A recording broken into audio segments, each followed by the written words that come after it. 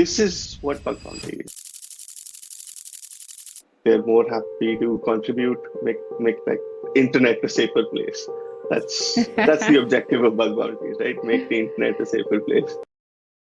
What is the value that bug bounties add to this such kind of an organization? So when it comes to bug bounties, right, the objective of a bug bounty is not to find common vulnerabilities. You want these researchers to identify vulnerabilities that are very unique to your system. What happens for the companies while they've been able to identify exposure to this vulnerability through the report that the bug hunter submitted, but now they are having to pay 10 times the price because it got replicated everywhere. So that definitely happens, and we see that a lot, like bug bounties and challenges, etc. That's pretty normal, right? You find a vulnerability and you want to make sure it's everywhere so you can maximize your profit. Can this process be made more efficient? What are the parts you think should definitely be automated, and which are the ones we should definitely verify manually? Like, is there some such method? Yes. So let's talk about the life cycle first, right? The process is the researchers know what's happening with the reports. Otherwise, they would be like, just send it to an inbox and again, it's just stuck there. That's and you don't want that. You want people to understand what's happening with the report. You want that communication to happen. AI generated report. Yeah. Do you face that problem, by the way? And any last words? Yeah, participate in bug bounties either as a researcher or as an organization, or just someone who's consuming the reports from bug bounties. Review the reports that are publicly disclosed and encourage everyone to learn from that.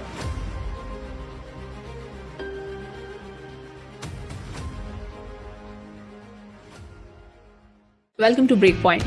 I'm your host, Neelu, and here we are decoding the bleeding edge of cybersecurity. We are here to challenge assumptions, explore breakthrough defense, and learn from some of the most innovative minds in the field. Enjoy, folks. Hi, and welcome everyone to this episode of Breakpoint. The topic for today is From Vulnerability to Value, Harnessing Bug Bounties for Continuous Security. Our guest for today is Shobhit Gautam. He's Staff Security Solutions Architect at HackerOne. Welcome to Breakpoint, Shobhit.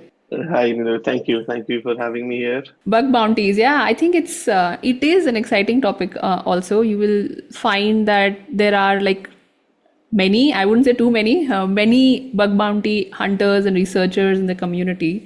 It only made sense to actually start talking about it in the sense of learning from a defensive side of things, and it for us at Breakpoint, it matters a lot because it also defines an alternate sort of a pathway to security, which is sort of taking shape in the past few years. What has been your experience in general with bug bounty programs, hunters? So initially, to be honest, right? So when I started as a pen tester as well, and bug bounties were very new when we started. So I would also participate in them sometimes and have a look at try my luck. I've not been very successful, to be honest. I've got a lot of duplicates there. And somehow I used to have this opinion that, it's like a rabbit hole. I get stuck in that.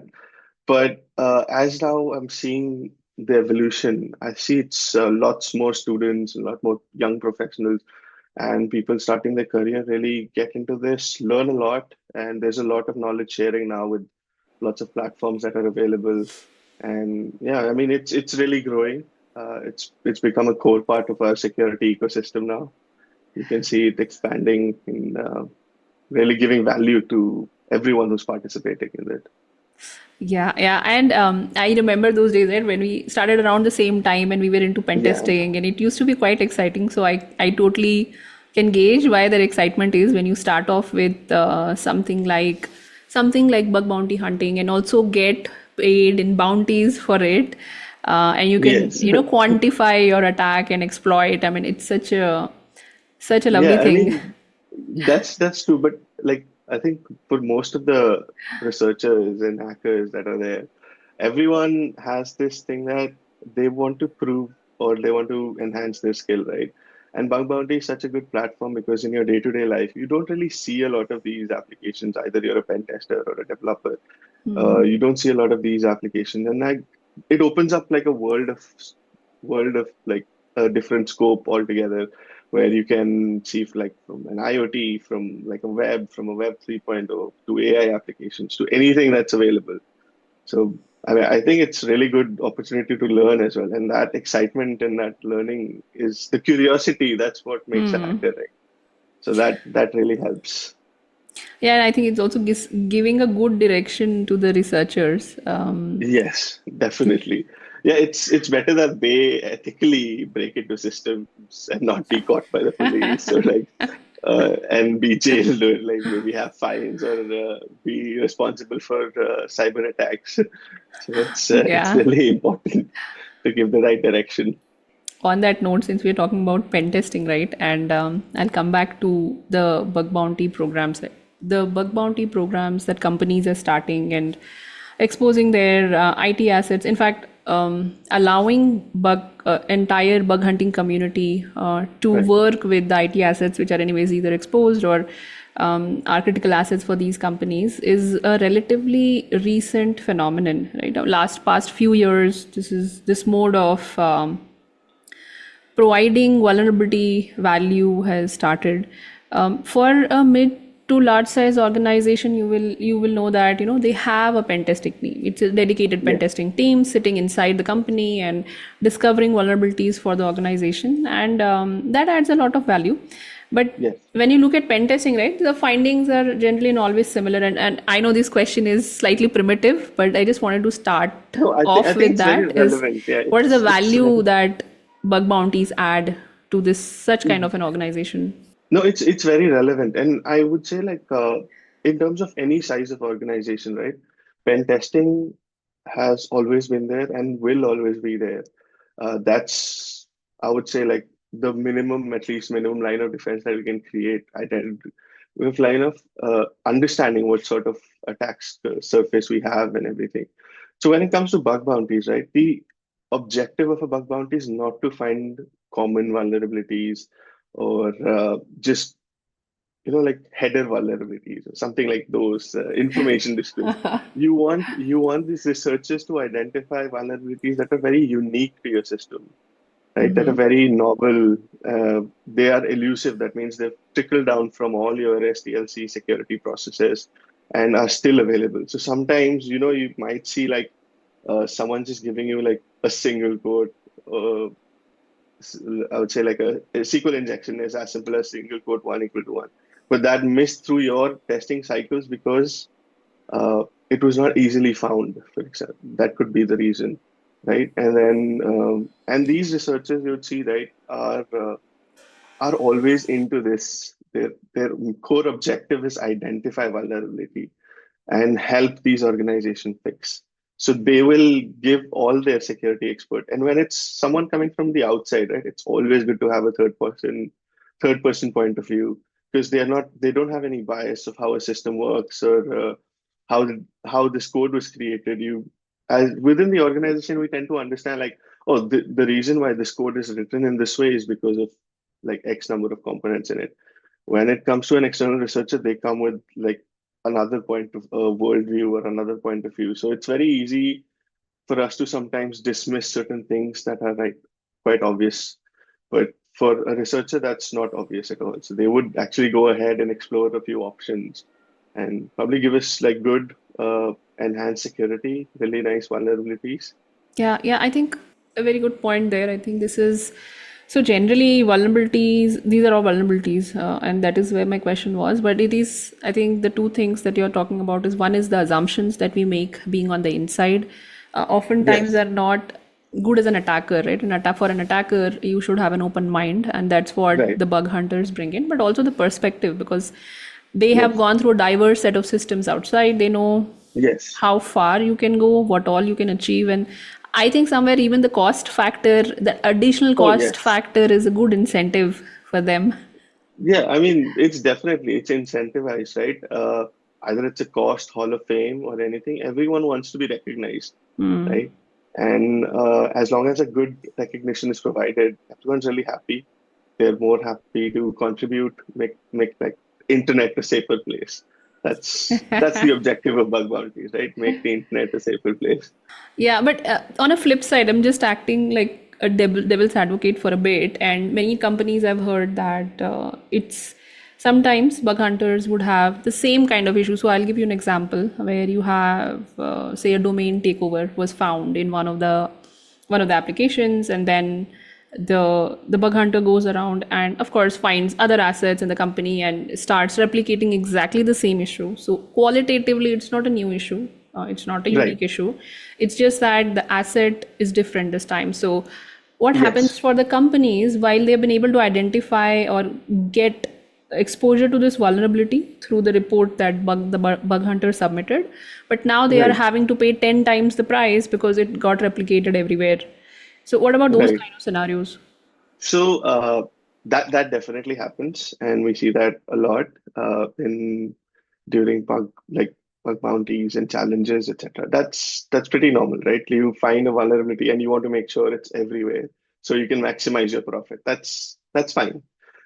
In certain places, what in certain like platforms, what they do is they have like a platform standard. Like if you see some vulnerability that's similar, and if it's replicated across multiple assets, but has the same root cause, generally are paid off as like either a single vulnerability with a bonus or something like that. That is Oh, okay. ingrained within the standard. But however, certain organizations go like, you found a subdomain takeover. We want all the subdomain takeovers that you can get across our landscape, and we would pay for each. So it's very subjective of how an organization sees the value. So the value is what actually gets the right rewards or like the financial rewards to the hackers and the researchers. And along with that comes with like the opportunity to learn and the reputation like increasing. So how it works is like the more vulnerabilities you find, the better reputation you get. That means you get better programs and better things, the better challenges that you can look into. There's also like a win-win situation here for everyone. So that really helps these researchers and the organizations. Yeah, yeah. Okay, so moving on to the life cycle of a bug in general, and I was just thinking about, once these issues are reported, typically, and you can correct me if I'm wrong, Right, you would have a bug bounty team that will triage the issue, validate it, push it for remediation, so that it gets fixed, and things like that. right, Many times you may have, and at least initially for sure, you would have, tons of these issues which are being sent. You will have hundreds of issues being generated, even tickets being right, generated if you have automated that process in the name of the developers who are, for whom the scope is there. right. And you will also have, so even before it goes to developers, you'll also have the people triaging, have tons of backlog of triaging the issues, and then tons of issues for the developers to take it forward.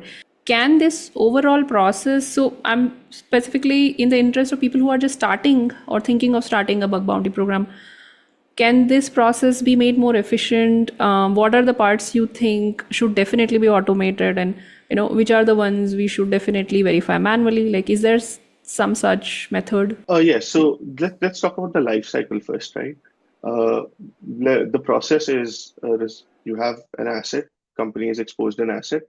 Bug hunters or researchers look into these assets, submit, identify a vulnerability, submit a report. The report then goes to what, let's say, a triage team that can be either the platform's own triage team or the company's internal triage team or like a third party. They identify the severity and give it the appropriate rating and create like the steps to reproduce so that organizations can use that information or ask the researcher any other further information that they need to make sure that this is a valid bug. Basically, do the validation and give it the appropriate uh, severity rating and push it towards the review for the organization. The organization then reviews this. Uh, either they up like it depends. Like, it reviews them. They accept the severity, upgrade, downgrade the severity based on whatever the context they have. Inform the researchers that this is why we're doing it, and then the bug is triaged at this point of time, right? And then there is after triage, there's a state called resolved that's when we resolve a bug when the bug is fixed internally, right? And usually, like the best practice is to pay the bounties at triage. And after the bug is resolved, then you do a retest, right? A retest is done if needed, right? You do a retest to make sure that the bug is not there or there's no bypass or anything like that, This is the right? bug bounty team will do the The retest retesting. is either, again, it can be either the organization, the team that handles the bug bounty or the triage team, or the researcher themselves, Okay. right? So, I mean, it depends on how you want to put that, right? So, in this is the whole process. So, major hurdles that we see is begin with is the quality of the reports or how the report information is provided in the reports.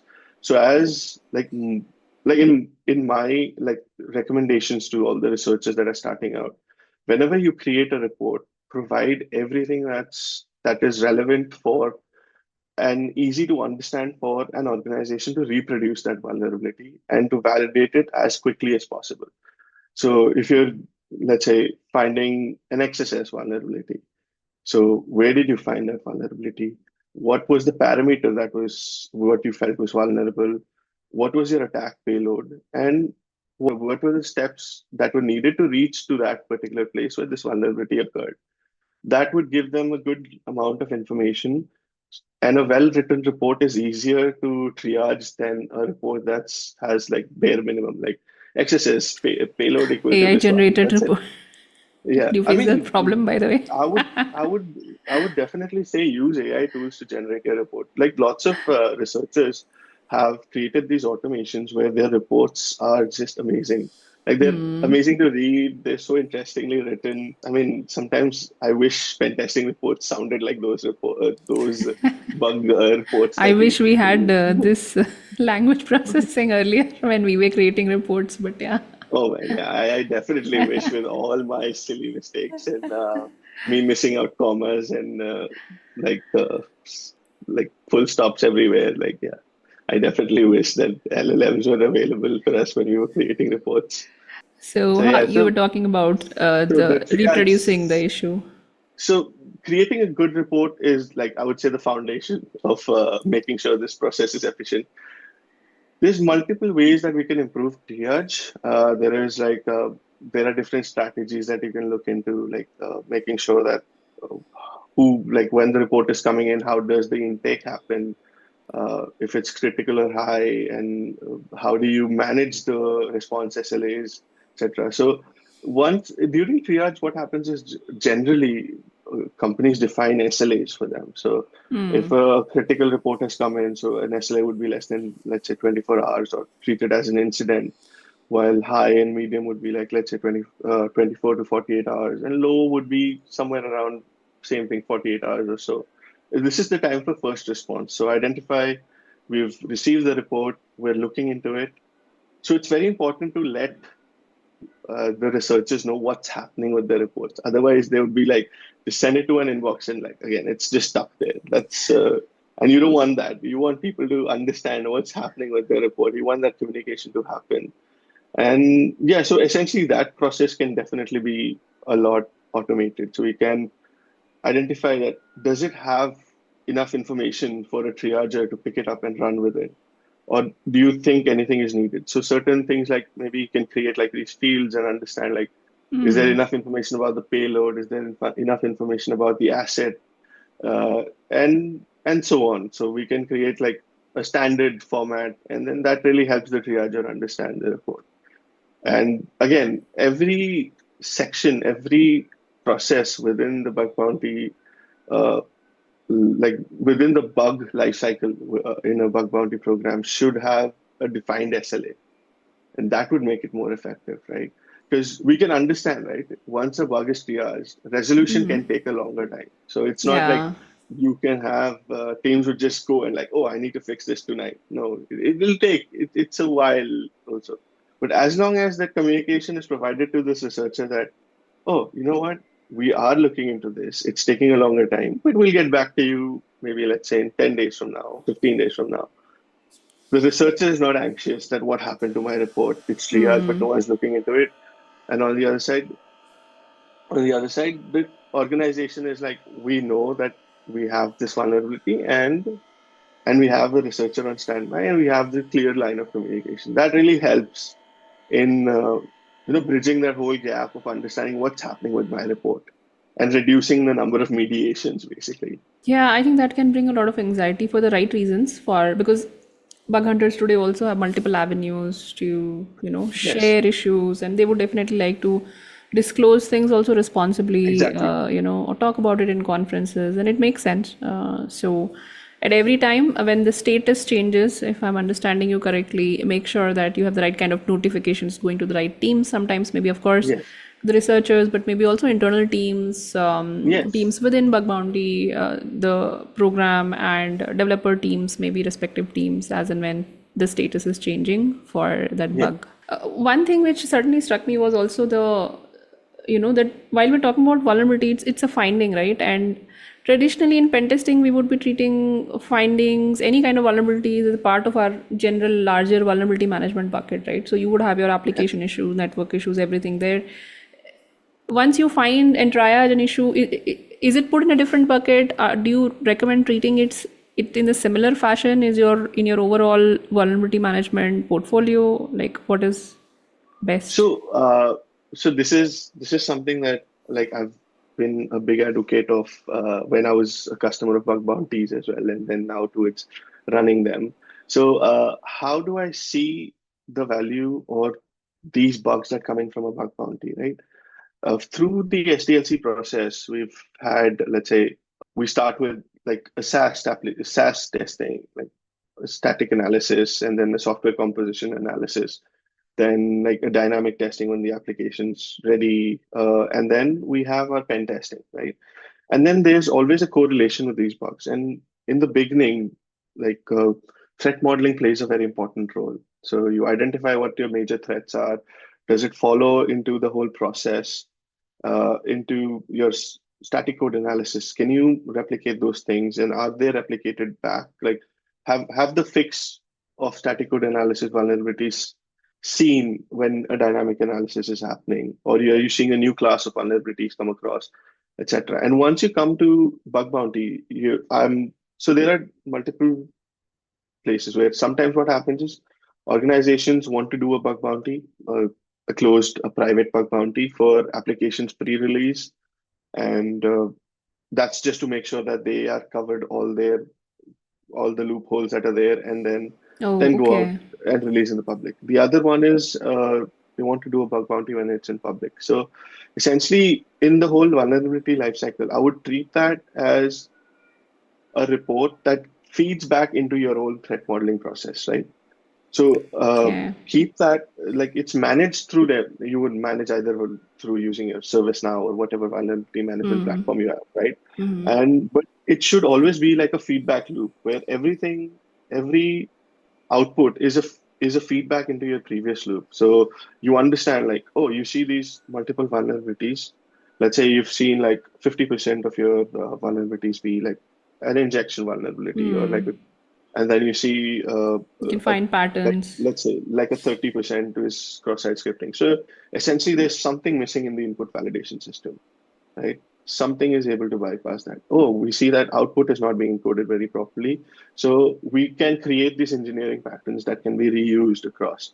And now, as when you run your threat models again, after you have this output, you can consider these things. Like last time we had this bug bounty, and then we found these to be patterns, vulnerability patterns. So now you have a feedback loop created. So during the management, I would say, like, just by thinking of adding it as a ticket into a bucket, you can. I would definitely want to create a own like bug bounty as its own bucket, and then have these vulnerabilities there, and derive these like patterns of what sort of systemic issues are we seeing there, and then use that within your threat modeling and then your process further down your Oh, next that's iteration. nice. That's actually amazing correlation. Thanks for sharing that. I think we often miss because we always immediately move towards remediation and then tend to put Right, everything in the developer bucket. We fail to think of, all the feedback that we can have from the process, of course, the patterns that you recognize, and it becomes much easier to detect those patterns later on, but also to right, prevent those patterns from occurring later on if you have identified.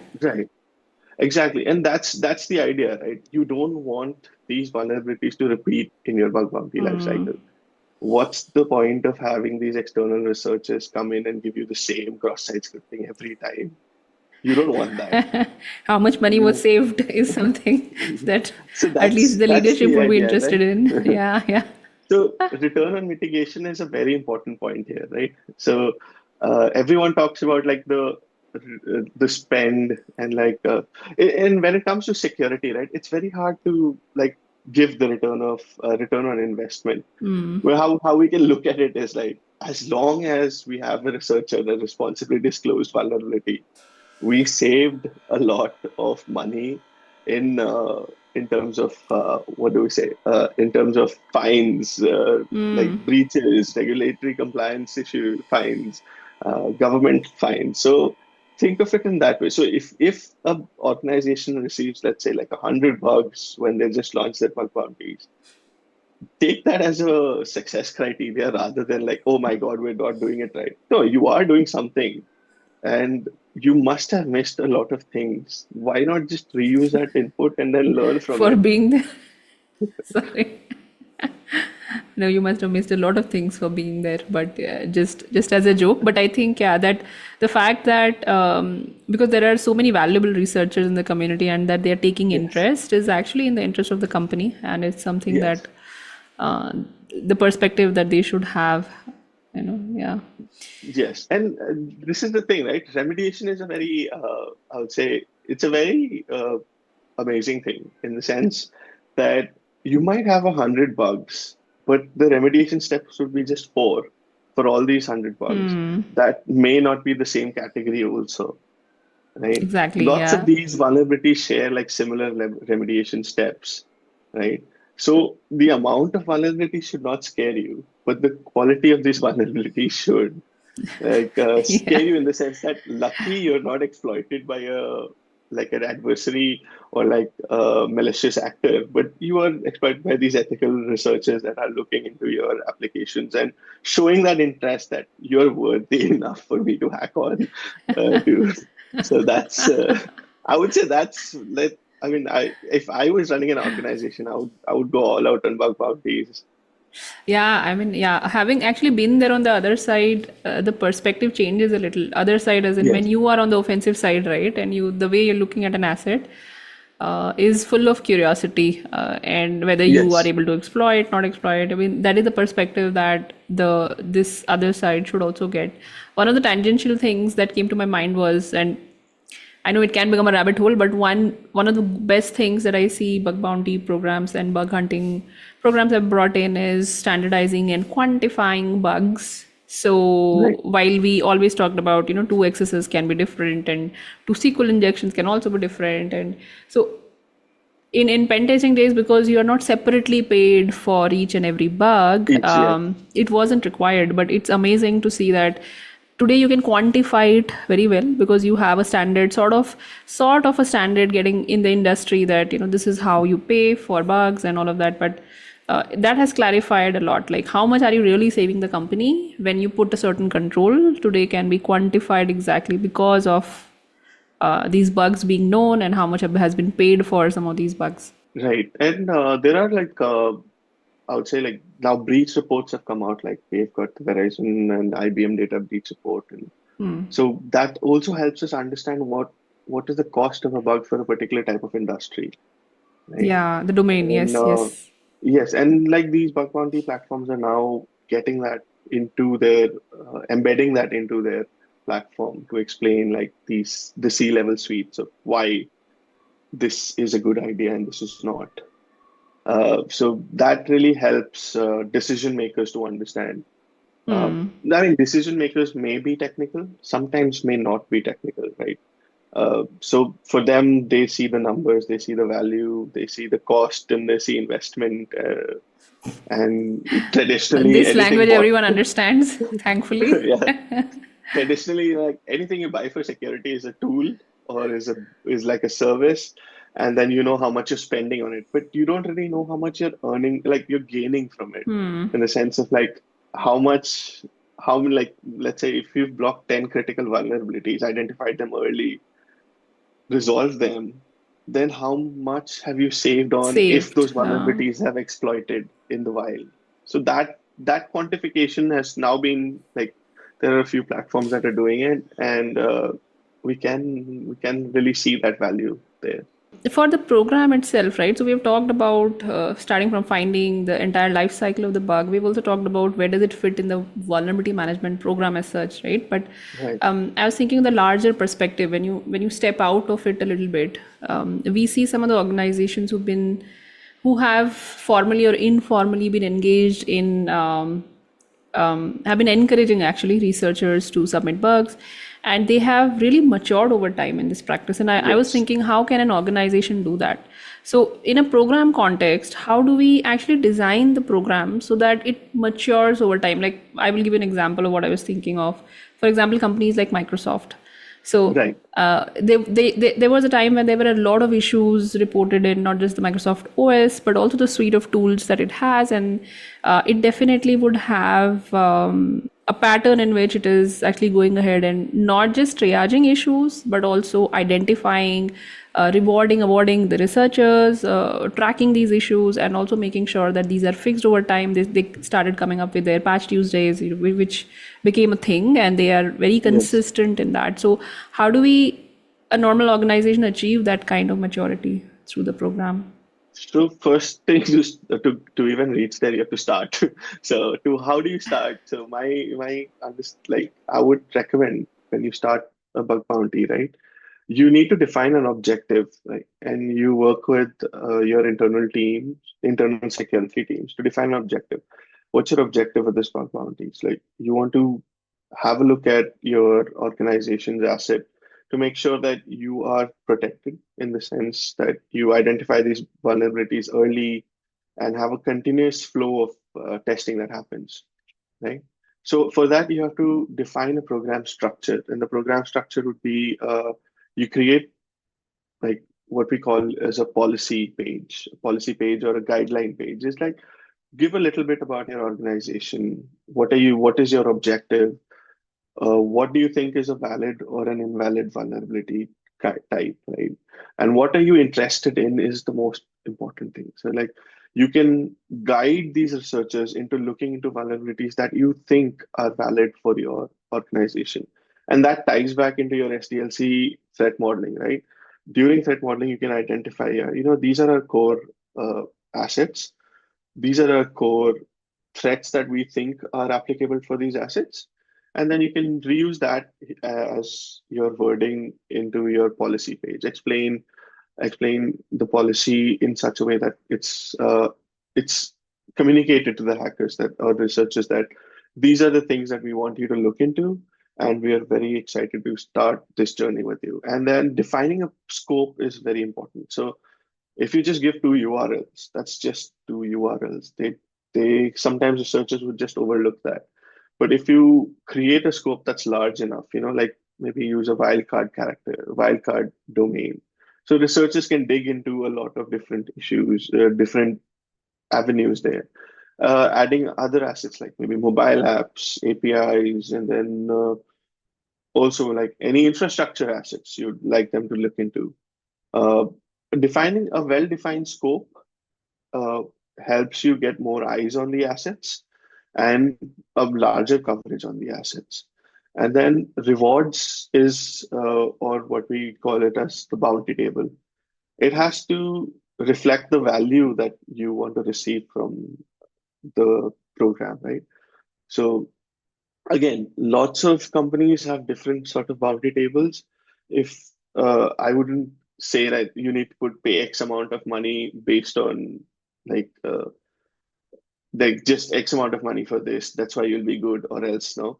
See, hackers like larger bounties. Research. Everyone likes more money. So Definitely. right. So as much as you can stretch, make sure that your high end criticals pay a good amount of money. Your medium and lows can be pretty standard to other organizations that are in similar nature. So it's very good to compare your program to like a competitor, for example, or someone within the same industry, right? So if you can compare and see what they're doing and create a standard amount or pay a bit more, you definitely can pull the researchers towards your side, right? And the other thing is like SLAs, like we spoke about during the bug bounty lifecycle, right? So Hmm. if a program very well structured pays really good bounty, but once a report is submitted, there's no discussion after that, and someone comes back in like 6 months and tells, "Oh, this is invalid." That really, Hmm. that really does Can be not make sense, demotivating, right? actually. Yeah. So yeah, I mean, you lose these quality researchers there. So it's very good to define SLAs and put them up front. Like, you know what, if you submit a vulnerability report, we'll take a couple of days to review it and then have a first response out. And then we'll take another week to review and triage and do everything, right? And this is the maximum time. Always talk about the Hmm. maximum time, but always try to be under the SLAs. And Hmm. then the other is the one major thing that organizations really miss is paying bounties to researchers on triage. That's the standard practice. That's the best practice. But Okay. generally, what happens is sometimes companies wait till resolution and or there's just delays in communication. So create an SLA, maintain those SLAs, and make sure that you're quick to reward. So you can have these researchers go back again. They're incentivized, they're motivated. They'll go back again and report better vulnerabilities, do more research, and then share that with you. Uh, that's done. And resolution times, as long as you are communicating, telling the researchers that we're working on it and resolution is happening, you can have the internal fights with like developers, but as long as you're communicating that appropriately with Invariably the have. researchers. Yeah. Yeah. So you've been So, talking about good vulnerabilities and the quality issues, and we know that quality issues are should be your goal because they are the ones that can cause the maximum damage or right, impact to your business if they are exploited or they're in the wrong hands. And that's why quality researchers become very important. Apart from immediate notification and having the right kind of communication, how do we manage this relationship, like building, first of all, obviously building relationships so that you get good researchers working on an right. application, but also how do we ensure that in the long term you keep them engaged and motivated? Like one of the biggest things that we've seen with these researchers, even if the bounties are not much, right? If the bounties are not larger, but if there's coordinated disclosures programs there, or they're allowed to give a talk about this vulnerability they identified, just write a Hmm. blog post. All these like really help create that community sense. And essentially, what happens is like when a researcher is when multiple researchers are researching on these applications or domains for organizations, some of them tend to stick with these, I would say, with these organizations because they've invested so much time to understand the ecosystem and understand how these applications run. And as we see them, these are your key or anchor hackers, right? And these hackers or these researchers are someone you want to keep uh, happy. So having this open communication line with them, like just having a quick chat, maybe sometimes, meeting them at conferences, or like creating this whole community thing with them, making sure that uh, they're looked after, like they're recognized, looked after, and they're that really helps build like this whole thing of them coming back and like, and right, security community is not that big. Everyone talks to uh, everyone, yeah. right? So if let's say if you have a bad experience with an organization, uh, it's possible that there'll be five other people you'll talk to, and that is not nice. That you don't want that to Hmm. happen. So be reasonable. These people are probably they're younger, but or students, but they're still professionals. Look at them in that way, and don't treat them as I would say like a disposable resource. These people are not disposable resource. They're highly skilled people, and everyone should be Pamper treated them well. for Yeah. By pamper them, like if you just talk to kidding, someone yeah. nicely, yeah. I mean, it doesn't take like an extra muscle to be nice. You just have to be nice. Yeah, I mean, with the speed of and now especially with AI, with the speed at which organization and especially any digital organization today, right, is growing, it's going to be unfathomable for especially for large organizations. And I think it makes a lot of sense that we have these relationships, because you never know Yeah, especially with a mid-sized large size organization, the visibility is also often very less. So it really helps right. to have friends in the researcher community where they can inform you of any of these issues happening from time to time, which of course your own team may have missed, or because bandwidth is very low in most of the security teams in the world, Right. unfortunately. And So and now if you look at this, right, like the attack surface is not just web and mobile anymore. Like it's become everything, like your connected device and I don't know, like IoTs and God knows what not. Everything is basically an attack surface nowadays. And yeah, if and not everyone is skilled. Like I there are teams that are like highly skilled. They've got like the best researchers in their organization and everything. But I mean, getting a third person point of view is always going to benefit. It's not going to harm you in any way. So yeah, it's uh, always good to create a good relationship. I mean, sometimes you might just have a question of something you're building, and like you can just reach out to someone who's already done it in the community, yeah, and yeah. then like you don't have to go through like a million documents or like go through like countless hours of research. You can just speak to someone and get an idea of how things are done, and then that saves you a lot of time as well. So it's a two-way street. Like I mean, the researchers also Right. have to be nice, right? They Yeah. cannot like be rude just because their bug was marked as a duplicate or their bug was not applicable. They cannot start yelling at We are the not talking release about that company. aspect somehow, So but yeah, I yes, mean, that's important too. so yeah, lots of organizations, right, have these code of conduct of how a researcher should behave. Predominantly, everyone is within that code of conduct, but sometimes people get angry. It's a lot of money at stake sometimes. It's a people So thing. yeah, I mean, you definitely. That's why we have like mediation teams and a lot of different uh, people, like hackers, success managers, and like community people that work together in harmony to make sure that everyone's happy. Yeah, yeah. So now that we talked about every aspect of it, right, and we have also talked about the how and technically how do you do it, what are the practical, some of these practical challenges, some of these areas that we definitely need to take care of, which are the Right. nuances of this. I also wanted to talk about from a more from a security leadership perspective, but also remediation, right? We often think remediation is the goal. You find good quality issues, you go through the entire life cycle. The idea is that you remediate so that the risk doesn't come back. While we are having an entire bug bounty program in an organization, can we gain anything else, or can we leverage the program for anything else other than just remediating, or having point in time fixes for some of these issues? Like, is there So this a real qualitative impact other than just the remediation that we can bring in? Right. So there's multiple things like personally that I've seen, right?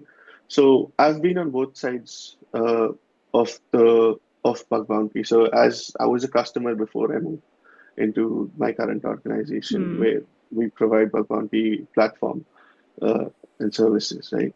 So as a customer, like what I see is there's a lot of value that comes with the type of vulnerabilities that are reported. Like we spoke about the patterns we can see or the systemic issues that we can see, right?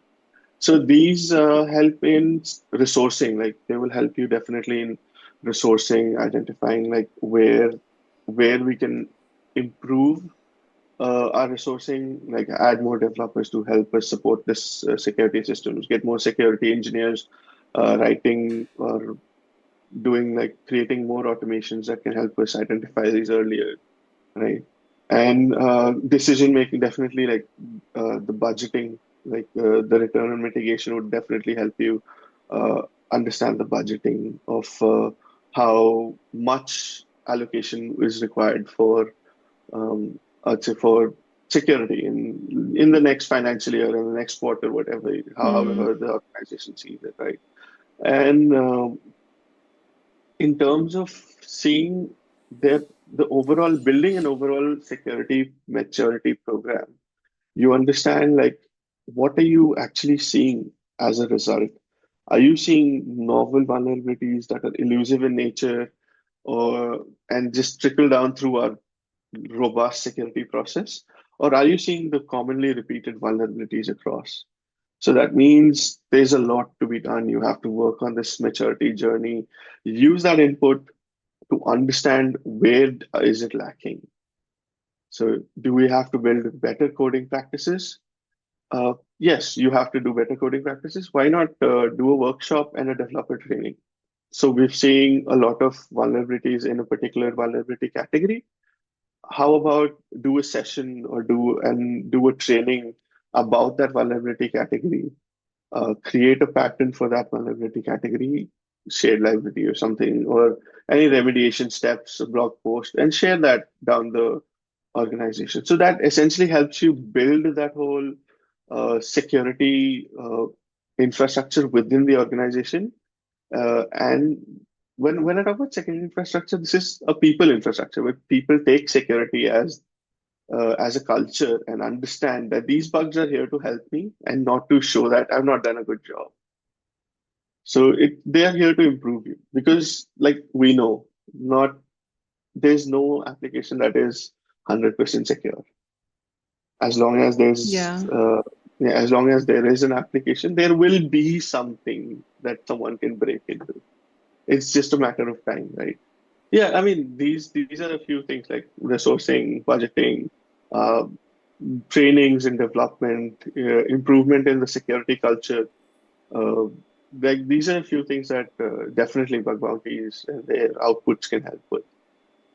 And in the longer scheme of things, like for example, you have had the bug bounty program, it has been running for a few years, and you might have seen this for some of your clients, and I think many mature organizations are able to get much more value out of it. So in terms of actually when you sit down to define your security strategy, right, what are our 3-year goals, 5-year goals in terms of security, and in the Right. at an enterprise level, does it also impact from that perspective of, okay, we give more budget to some of the specific areas? So in the longer term, do things change in terms of defining your own security strategy? Can you give some examples of companies who have been able to leverage this much better and in the long term have seen much more than the sum of the parts? Right. So one way to understand this is like, let's say an organization starts their bug bounty process, right? They are new to bug bounties. They're evolving as a company. They're building their security function, right? There's high chances you see a lot of these vulnerabilities come in. As time progresses, you see these vulnerabilities become less and more targeted towards like certain, I would say, certain technologies, certain features, new improvements, etc. And they become in a different quality. I would say like they're very unique. You don't really see that everywhere. And then over a period of time, you can see like the bounty tables start changing. So they might start by the lower bounty table, you can get higher. As the assets start maturing and hardening, we can see the challenges become more. So essentially, how does the bounty table relate to an asset is if it gets really difficult for a researcher to set up and get started hacking, that means the asset needs more time, like more dedicated time to just get started. So you should definitely have a higher bounty table.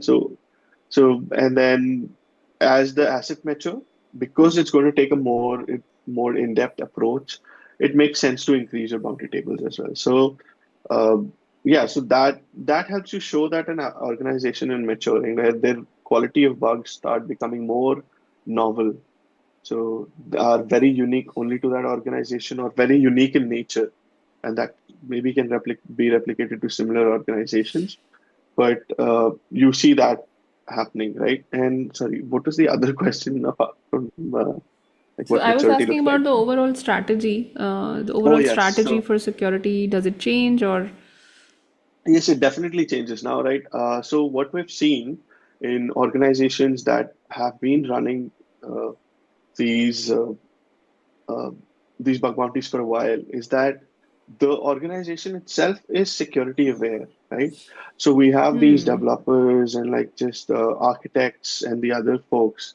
that we interact with, they're very aware of what could be the like concerns within their organization. They've learned this whole journey of what vulnerabilities look like. They've adopted that as a good input, and they've used that when they're building these applications. So it definitely makes the organization security aware. They're not scared of what these researchers would do now.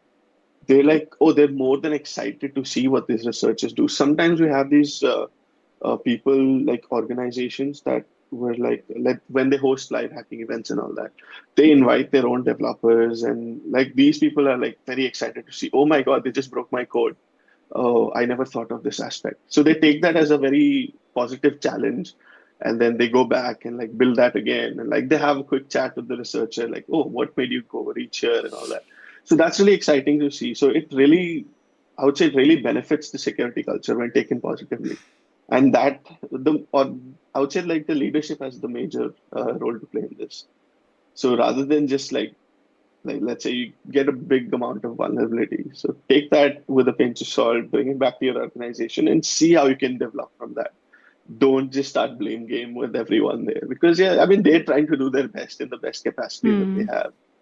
Like so unless you're exposed to fire, you'd never know what fire is. So Yeah, yeah. it's good to be exposed to some fire sometimes. So Yeah. that's what I would say. Yeah, that's like a drill in many ways, because there are unexpected issues. Sometimes there are issues which will take a long time to fix.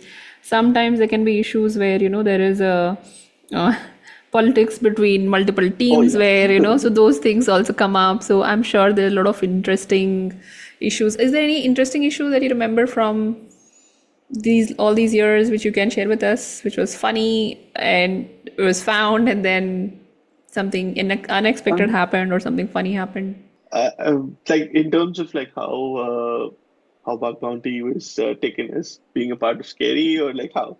So like one thing As I a remember is like, vulnerability, just as a vulnerability was discovered, and yes. then So once like we've got these researchers that identify vulnerabilities, and the organization was like, oh, this is not very important for us or something. It was like, I think it was like a injection vulnerability okay.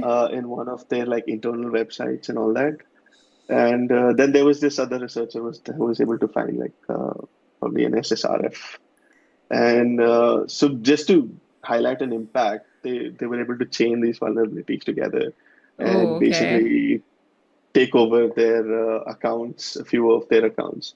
And initially, from just being thought as like a medium vulnerabilities, these initially changed from, they were like, oh my God, this created a panic in the organization. And then like, oh, we're breached. They went into that whole mode because Oh. that happened because the endpoint detection, like, or their SOC team was not aware that this was happening. So and so see, this is important, right? When you're running a vulnerability program or like a bug bounty program, it's very important for organizations to communicate internally so that others don't panic. So this is a very common thing, Yeah, right? So yeah. SOC panicking when there is when the Huh? a bug bounty program starts, SOC panicking is very common. We've seen that a lot when communication either happens, and they've not really paid attention to it, or does not happen. So Yeah, I that's think we'll change the name of the episode to from SOC panic. Bug Bounty Program is equal to Sock Panic. Oh yes, that happens a lot, right? So yeah, just seeing like the community works together as well, right? So I've seen really great researchers team up, and a medium or a low vulnerability chained with another medium vulnerability can lead to a critical one. Like maybe an XSS with a blind XSS with a subdomain takeover leads to an account takeover, or like there's many of these things that we see, and I mean, that's where this is what bug bounty is. You want to get this, like, whenever we used to write this pen test reports, we always said that if a hacker is dedicated enough, when they get this particular information, then they can leverage further attacks. These are these further attacks. This is bug bounty is those dedicated hackers identifying an information and leading to further attacks. Yeah, that was a common thing. Like, especially when you know that it'll need some more time and dedication, and we Yes. had a lot of constraint for time, right? Which is not the case in Yeah, I this, mean, which one is week what for makes pen it, testing. yeah, special, or a few days depending on the client. But yeah, that I remember the dedicated hacker. So Yes. So we will end the episode at the dedicated hacker. And any last words? yeah, I mean, participate in bug bounties, either as a researcher or as an organization, or just someone who's consuming the reports from bug bounties. Review the reports that are publicly disclosed and encourage everyone to learn from that. Yeah, that's all I would say. Cool. Thanks, Shobhit, for sharing all of this today. It's very valuable experience, and I'm sure a lot of mid-sized, large-sized organizations who are thinking of planning of bug bounty programs will be able to understand what's the real value, how do you run it, how do you automate it, and the real value of a bug and the people behind it. So, thanks a lot for sharing all of Yeah, that with us today. yeah, very happy, very excited to share all this. Thanks, Neelu. Thanks for having me on. Cool. Thanks for being on the show, and thanks everyone for joining us today. We'll see you all in the next episode. Until then, bye bye. Yeah, thank you, everyone.